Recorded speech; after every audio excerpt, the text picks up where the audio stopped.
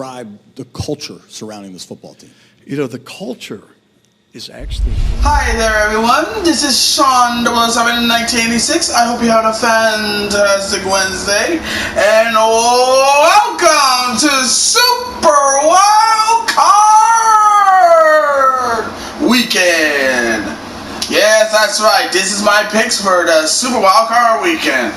Yes, the regular season is in the books, and we already have our teams who are in and ready to play. Of course, we all know. I'll give you a run cap. I mean, it's just been crazy that last week was, with so many games on the line, with everything. But we finally got everything situated. We got the teams who already lock up their positions, teams who are in, and divisions are set. Yeah, it is. Now, without further ado, we're gonna go to the playoffs. No, I mean, if you want to talk, I mean, what's there to talk about? What happened last? Recap of what happened last. We all know how it is. Dallas beat my team. And whatnot, and won the AFC East title. No surprise there. And we fired our head coach.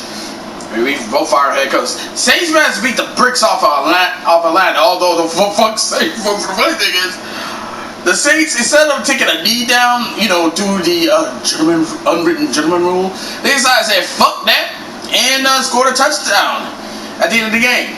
And Arthur Smith was fired. I mean, that's no surprise. Carolina, they finished their nightmare season and they fired their GM. Titans, they managed to knock Jacksonville out of the playoffs, which, unfortunately for all of us, the Pittsburgh Steelers got in. Can't stand Pittsburgh. And but Mike Vrabel has been fired from Tennessee, which is stupid on their part. Did a video on that one yesterday. And Buffalo Bills managed to not only clinch the playoff thanks to a Jacksonville loss, but won the AFC East title. Oh, and Houston also got into the playoffs with the Colts beating and claiming the AFC South crown. So everything's all locked up and everything. Now that that's settled, let's talk about the playoffs. Normally I would just make my picks about the wild card and that'd be it, but I'm gonna do something to talk about it and talk about shit about it. First up in the wild card in the AFC, it'll be the Houston Texans hosting the Cleveland Browns. Houston is a very surprising team. I mean, this is the first time where you have a rookie head coach and a rookie star quarterback making their debut. It will be pretty interesting to see how this plays out, to be perfectly honest. But honestly, I feel like this might be a game Houston will win. But don't count on Cleveland, though. I mean, Smoky Joe Flacco is still kicking. That old guy still got a lot left in the tank. So I wouldn't be too surprised. I wouldn't be too surprised if the Browns managed to come out and win this. Normally I would pick the Browns because they got Joe Flacco, but I always like to see an upset. So for this one, I'm picking Houston beating Cleveland. Miami versus Kansas City. Okay, Kansas City, let's be real. Yeah, they got in again. But honestly, they are, throughout the entire fucking season, they are suspect like a motherfucker. They always find ways to lose. They always lose. They always win by a margin of a single-digit point. They never win by double-digit points. And if anything goes, after that, anything goes. That loss against the Lions at the opening of the regular season should have been a wake-up call, and it proved that the Kansas City has been on fraud alert ever since. So I know they're got in. That's all well and good, but I have a funny feeling they're going to get their asses kicked. Miami, they looking really promising. As long as they find a way to protect, as long as they make sure that they protect Tua and manage to put out a really good game plan against Kansas City, this should be a cakewalk. I feel like Kansas City is too much bullshit, and they always find a way to fuck up at things. So for this one, I'm gonna pick Miami to beat Kansas City. And next up will be the Buffalo Bills against the Pittsburgh Steelers. Buffalo is looking really good, man. They look really good. Granted that they got in with the help of Jacksonville losing. They already clinched the playoff spot, but they did cook the Miami Dolphins real good. Cooked them like a filet mignon. Filet mignon. That tastes so good. So, and also Josh Allen didn't get hit with the Madden curse. Now, whether or not this will happen in the wild card, that's to remain to be seen. As for Pittsburgh, this is a team that people are not only getting sick and tired of, but a team that I'm getting sick and tired of. This team could have the worst fucking season imaginable. They could be in the cups. They could be on some bullshit. They can always find ways to lose. Their best players could be out, but no matter what the situation is, they will make sure Mike Tomlin will have his winning season. Why? Because fuck you, that's why. And it shows. The power of Steeler football reigns goddamn fucking supreme. The bullshit is literally real. Let's be real. Nobody wants to see another playoff game where Mike Tomlin plays down to his competition yet again. In the playoffs. We all know what happened when Pittsburgh played against the Browns. Like I said, I can't go to Pittsburgh because I made a joke pick on that year when saying that the Browns would beat Pittsburgh. I was joking, but yet Browns did beat Pittsburgh. So pretty sure I'm a dead man in Pittsburgh if I ever saw my face on there. So I'm picking Buffalo to beat Pittsburgh. Ain't no way Pittsburgh gonna pull their bullshit on the Bills, especially with TJ Watt out with a season-ending injury. Now for the NFC. Now this one is gonna be the Tampa Bay Buccaneers against the Philadelphia Eagles. Tampa Bay has been playing really good and they've been looking really, really promising. Baker Mayfield was cooking, like straight cooking. And I feel like he's going to keep on going, man. Going to keep on keeping on. I feel like the Browns getting rid of Baker Mayfield and talking so much Metroton of bullshit to justify the Deshaun Watson's trade and big-ass contract with guaranteed money was the biggest mistake the Browns ever did in their lives. And they didn't do it because they felt like, oh, Deshaun Watson might be that guy. No, they did it because they were desperate. They needed some way to try to make this team to go to the Super Bowl. Shit, it is so dumb. Philly, on the other hand, ooh, boy, they fucked up.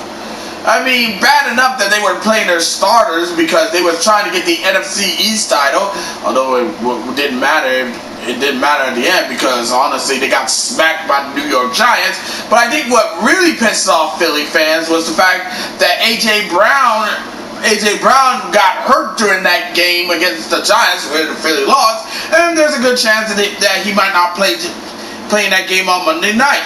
So, yeah, if I'm a Philly fan, I'd be sweating goddamn bullets on this one.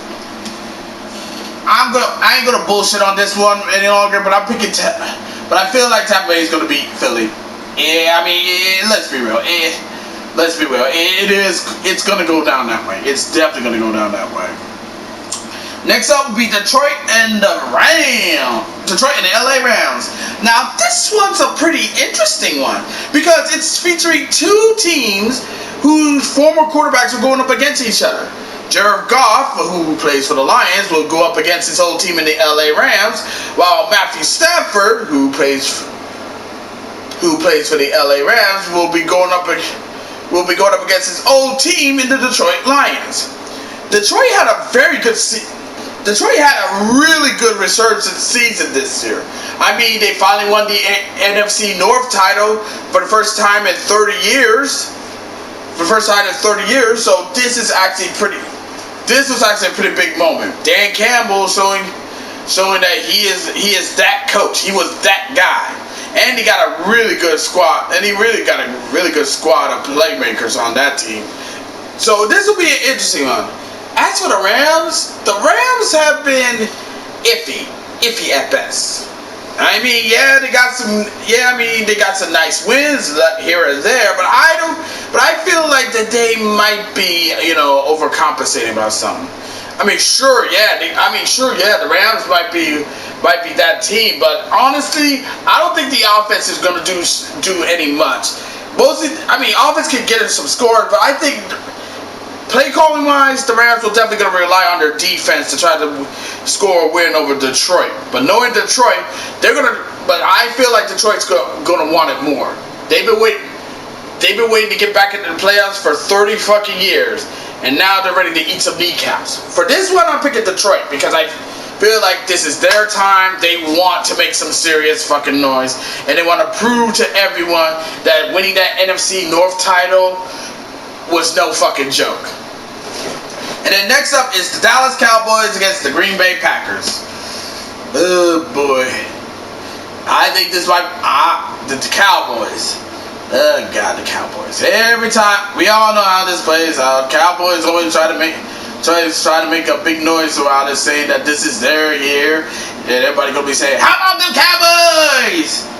So this might be interesting. I mean, they do boast a really good defense, and CD Lamb is on that secret stuff. That secret stuff be water, and he using his godlike abilities. Like seriously, this guy is so fast. You might have to give him multiple parking tickets, which I'm pretty sure he got multiple times. And the officer be like, how you get this many parking? How are you getting this many speeding tickets, and you don't have a car? He's like, I'm just fast. So yeah, anybody who tries to cover CD Lamb, it will be a nightmare. As for Green Bay Packers. Well, yes, let's be real. This is the Packers' first time making it to the playoffs in the Jordan Love era. Now, whether or not Jordan Love will do anything this season in this year's playoffs as the starter for Green Bay is up in the air on this one. Let's not forget, this is a team that Aaron Rodgers rocked with for most of his career, and he managed to win a Super Bowl with that. They managed to win a Super Bowl with this team. So that's going to be some big pressure on Jordan Love. So we'll definitely see how this one plays out for Jordan Love. It will be nice. It will be fun. And as long as he keeps his head in the swivel and don't panic and don't choke, who knows? Maybe Jordan Love will get a playoff dub in his career. And as much as I loathe Dallas with every fiber in my being, I will have to pick the Dallas Cowboys over the Green Bay Packers. Packers may be good, and I feel like Jordan Love might fuck up on some crucial plays and everything. And if Dak doesn't become a turnover machine on the biggest stage where the lights are bright and where your legacy is on the line, I feel like it might be interesting. And also, let's not forget, this will be Mike McCarthy facing off his old team in the playoffs. This will be pretty interesting. This will be definitely pretty interesting on this one. But that's all I have to say for right now. As always, be sure to leave a comment, like this video, subscribe to this channel, click the notification bell to not miss our update. Share with friends, share with your neighbors, share with others, and that's about it. Until next time, this is Sean 007-1986 signing off. Thank you for watching this video, really means a lot, and I'll see you in the next one. Catch you later, bye bye. And to all the teams who are in the playoffs, y'all survived the regular season. Now all y'all gotta do is survive the playoffs. And it all starts with the wild card. Good luck. You're gonna fucking need it, that's for damn sure.